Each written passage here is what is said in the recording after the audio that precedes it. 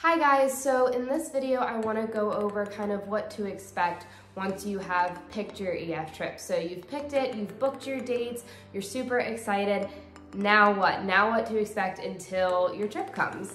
So here are some things to know while you're waiting for your trip. So I think one of the things that people are most anxious about when they book their trip with EF is when am I gonna fly, where am I gonna fly, what do my flights look like, how long is my layover, and where are we staying.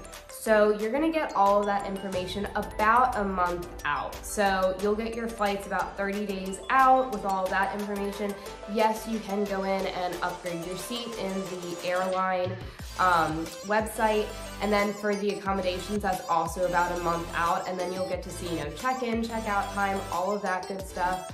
And you'll be able to send all of that information to some family member, friend, something, so that someone knows where you're going to be. EF encourages that, I encourage that, just especially if you're moving cities pretty frequently. That way, someone knows where you are. And you're gonna find all of that information in your EF Ultimate Break app. So this is kind of a recently new thing. I would say in the last like 6 months to a year, EF has really pushed everything to be put onto the EF Ultimate Break app. So download that app, log into your account, and that way you're gonna be able to see your accommodations, your flight info, who's on your trip, all of that in that app. So definitely do that first, and that's where you're gonna find all that information.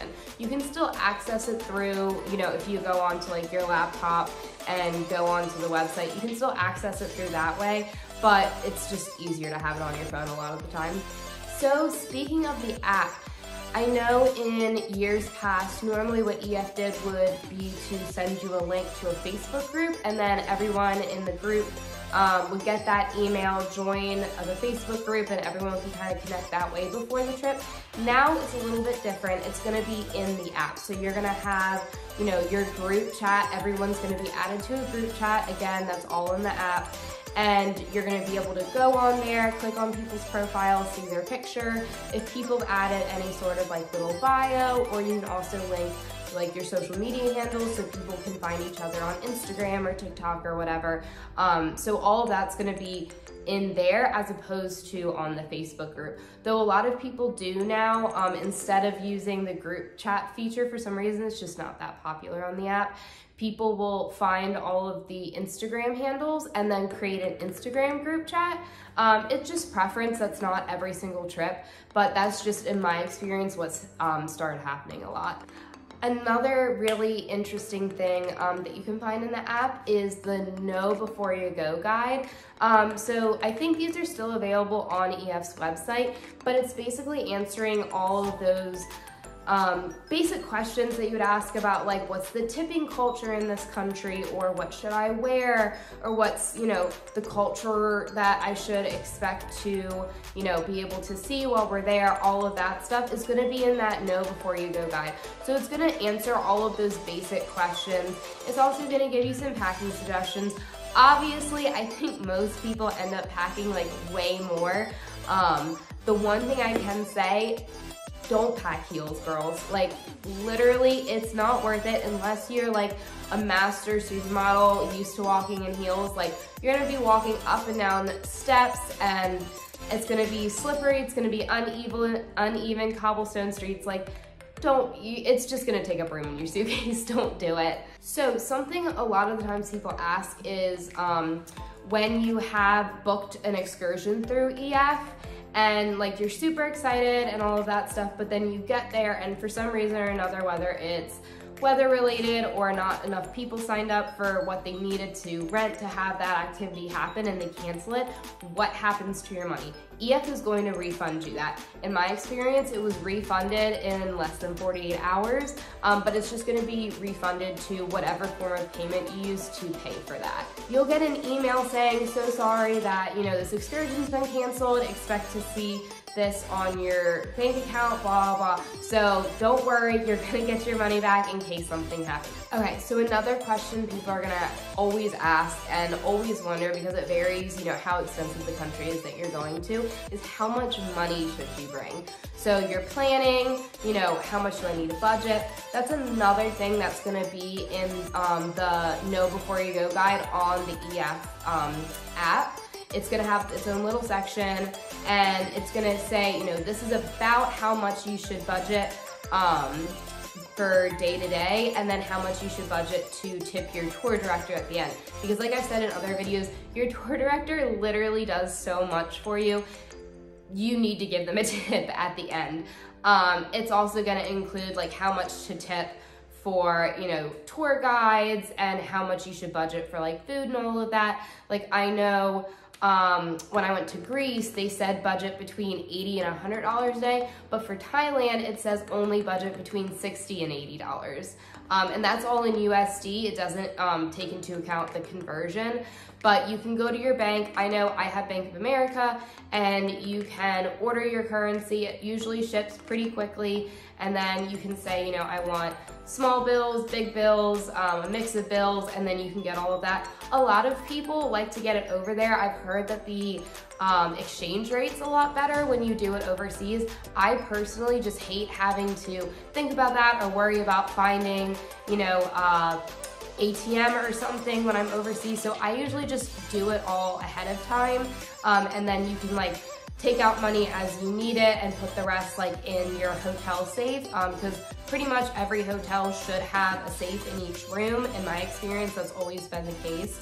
And it just makes things a lot easier for me personally. Some people want to see what exchange rates they can get over there, or they don't like carrying that much cash. It's really just personal preference. If you are gonna go and take money out of the ATM when you're overseas, let your bank know so that they don't freeze your bank account, because they're gonna be like, what is this random scammer trying to do, taking out money in like Switzerland? And it's like, no, it's actually me. Like, let them know. EF is gonna remind you of that, but like, please do it. It makes things so much easier. Okay, so another thing that people worry about a lot of the times is once they have booked the trip, they're like, when am I gonna know who else is gonna be on the trip? Am I gonna have people who are my age? Am I gonna have, you know, male versus female people? Like, who is gonna be on my trip? So that's another reason why you need to download the app, because then you're gonna be able to see all of the people, all of their little EF Ultimate Break app profiles. And like,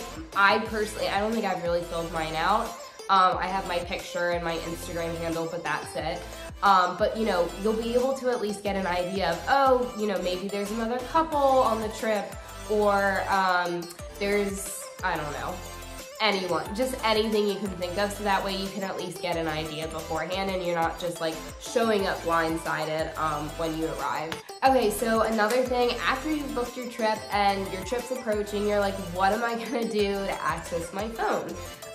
So a lot of people recommend getting either an international phone plan, like I know Verizon does. You either pay, I think it's like a flat fee, and you just can use your phone as normal day to day, or you do like a $10 a day thing, where then I think you have a certain amount of like minutes and text messages and gigabyte like data usage. Don't quote me on that, but that's, I think the last time I looked into it, that's what it is. And that's like if you don't plan on using your phone every day, and that's so you can do everything, you know, using your data. I personally, I don't think a lot of people feel this way, but I kind of like being disconnected, and I have found that pretty much every like restaurant, shop, hotel, everywhere has Wi-Fi. So I personally don't get a data plan. I just am disconnected until I'm connected to Wi-Fi. But because like you're eating, you're shopping, you're in hotels, like I never feel like I'm that disconnected.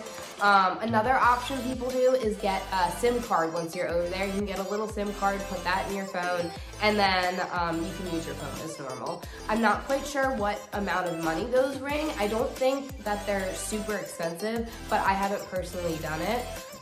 Like I said, that's just my personal preference. I don't think most people feel like that, but I do highly recommend bringing a portable charger. So like you can get them on Amazon. Like I think I got mine. It's a pack of 2 for like 20 bucks. They're like this big, and then you can plug in your phone charger because you're gonna be taking so many videos and pictures, and you're gonna be looking stuff up and you know, all of that stuff. It's just nice to have that, super simple, and that way you're not like freaking out like my phone's gonna die, I don't know where I am. Like it just makes things a lot easier. Okay, so maybe you booked your trip and you're like, wait a second, I'm already gonna be over in this country, like why don't I just do another trip? Like I have the time, or you know, it's over a holiday so I don't have to take as much PTO. So you actually can do trips back to back. It saves you money because you're only paying for 2 flights instead of 4.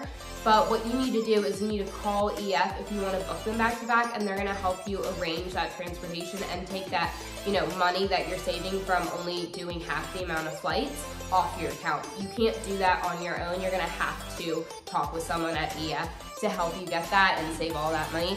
I personally haven't done it. I'm looking to do it with like an Egypt and a Jordan trip since you're literally right there. But I've heard really good things, and a lot of people do that because if you have the time, it does save a good chunk of money. And last thing to know, since you've booked your trip, you're thinking about all these things, your trip's coming up, last thing to know, should you get trip insurance?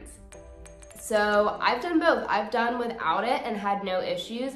And then I ended up buying it for my last trip because COVID was still a thing when I had booked, and I was like nervous that, you know, what's gonna happen, what's gonna be affected. Let me just get trip insurance so I can get reimbursed.